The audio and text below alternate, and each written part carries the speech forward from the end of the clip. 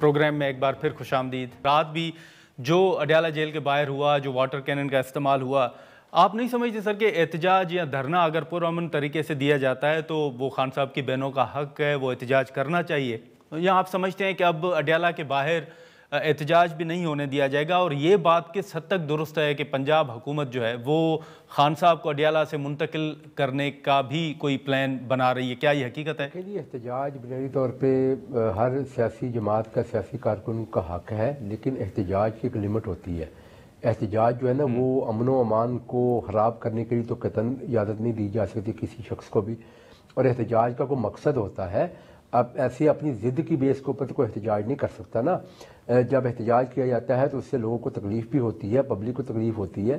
تو اس میں دیکھیں، آپ ان کے پاس اگر کوئی مقصد ہے، جو مقصد ایک لیجیٹیمیٹ مقصد ہے، تو پھر ٹھیک ہے، احتجاج کریں، لیکن بلا وجہ اپنی ضد کے اوپر، اپنی جو لیجیٹیمیسی کے اوپر جو ہے نا جا کے یہ احتجاج کرنے کی کوشش کریں گے تو یہ تو حکومتیں اس طرح اجازت نہیں دے سکتی۔ حکومت کی رسپانسبلٹی ہوتی ہے لوگوں کے امن و امان کو قائم رکھنا، یہ بنیادی رسپانسبلٹی ہے۔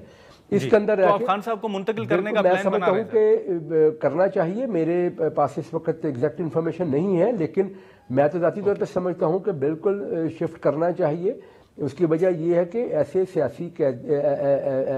سیاسی لوگ جو کہ پاکستان کی ریاست کے خلاف جو ہے نا وہ چلتے ہوں اور وہ بطور مجرم جو ہے نا وہ جیل میں بند ہوں اور پھر پاکستان کی ریاست کے اوپر بار بار اٹیک کرتے ہوں، ان کی ٹریٹمنٹ آپ نارمل قیدیوں کی طرح نہیں کر سکتے، نہ کرنی چاہیے۔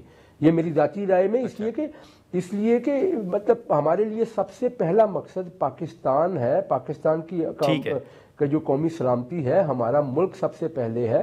اس کے راستے میں جو بھی آئے گا اس کے لیے حکومتیں حکمت عملی بناتی بھی ہیں اور کرنا بھی چاہیے۔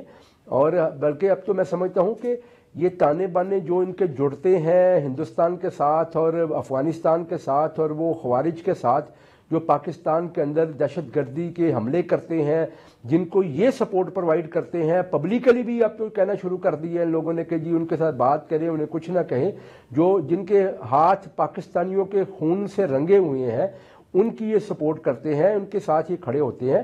تو میں سمجھتا ہوں کہ اس کے اوپر تو باقاعدہ جو ہے نا کہ اس اینگل میں بھی انکوائریاں بھی ہونی چاہیے اور آگے فردر بھی جانا چاہیے، کیونکہ ہمارا ملک متحمل نہیں ہو سکتا۔ ہم بڑی مشکلات سے نکل کے آج الحمدللہ اسٹیبل ملک بن چکے ہیں، اسٹیبلٹی کی طرف جا رہے ہیں۔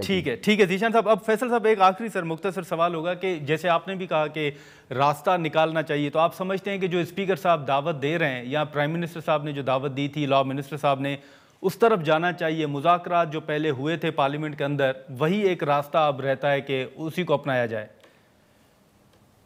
دوڑ گئے ہیں اس سے، اب تو وہ نہیں آئیں گے۔ اب ظاہر ماحول بنے گا، مذاکرات ہی اوبیسلی جو بھی ہو، سیاسی جماعتیں تو مذاکرات ہی کرتے ہیں، ان کے علاوہ تو کوئی اور چیز ہوتی نہیں ہے، اور مذاکرات ہی کرنے پڑیں گے الٹیمیٹلی، چاہے آپ کر لیں چاہے بعد میں کر لیں۔ لیکن سر آج فیصل صاحب معذرت آپ کی بات کاٹ رہا ہوں، لیکن آج بھی اسپیکر صاحب نے یہ کہا ہے کہ ہم پی ٹی آئی کو دعوت دیتے ہیں، وہ کہتے ہیں کہ آپ سے مذاکرات نہیں کرنے، ہم نے آرمی چیف کے ساتھ کرنے ہیں۔ وہ کہتے ہیں کہ میں 40 قدم دور بھاگ گیا ہوں۔ دیکھیے جہاں تک آرمی چیف سے مذاکرات کی بات ہے وہ تو نہیں ہوں گے۔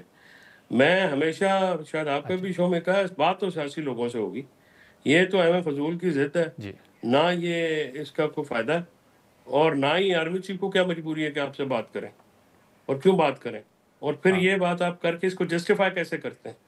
دیکھیں نا، آپ اس چیز کو جو بھی کرنے کی بات ہے، آپ تو آئین اور قانون کے مدارے کے اندر آ کے بات کریں نا، پھر آپ کا اپنا سٹانس کمزور ہوتا ہے۔ آپ سیاسی جماعت، آپ نے اپنے اپوزیشن لیڈر دونوں بیرونی جماعتوں سے رکھے ہوئے ہیں، تو پھر باقی جماعتوں سے بات کرنے میں کیا تکلیف ہے؟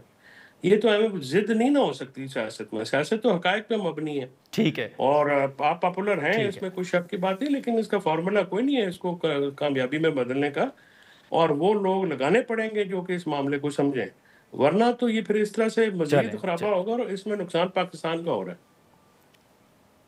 چلیں فیصل صاحب، ذیشان آپ کا بہت شکریہ سر وقت نکالنے کا۔ ناظرین، ذیشان رفیق صاحب اور فیصل چودھری صاحب کی گفتگو آپ نے سنی۔ ہم یہاں پر ایک مختصر سا بریک لیتے ہیں، اور بریک کے بعد JUIF جو حکومت مخالف تحریک چلانے کے حوالے سے ہم نے سنا تھا کہ وہ غور بھی کر رہے ہیں، اجلاس بھی ہوئے تھے، اس پر کیا پیش رفت ہوئی ہے، اس پر ہم گفتگو کرتے ہیں۔